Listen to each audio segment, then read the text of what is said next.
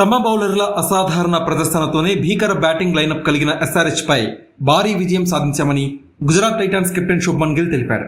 IPL 2024 సీజన్లో భాగంగా ఆదివారం సొంతగడ్డపై జరిగిన మ్యాచ్లో సమష్టిగా చెలరేగిన గుజరాత్ టైటాన్స్ 7 వికెట్ల తేడాతో ఎస్ఆర్హెచ్ పై గెలుపొందింది. ఈ మ్యాచ్ అనంతరం తమ విజయంపై స్పందించిన శుభ్మన్ గిల్ తమ బౌలర్లపై ప్రశంసల జల్లు కురిపించాడు.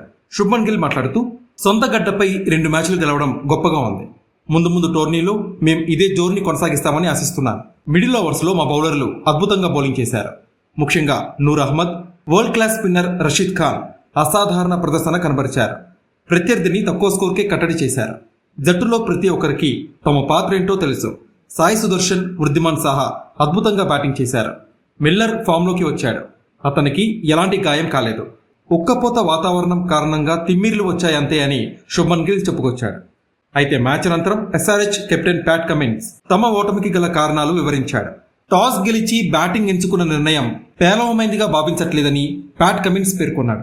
మరో 10 నుంచి 15 పరుగులు అదనంగా చేసి ఉంటే మ్యాచ్ని కాపాడుకునే వాళ్ళమని కమిన్స్ చెప్పాడు.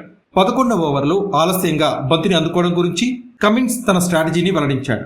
కమిన్స్ మాట్లాడుతూ, నా బౌలింగ్ విషయానికి వస్తే వికెట్ మరింత స్లోగా మారుతుంది అని భావించే ఆలస్యంగా బౌలింగ్ చేశాను.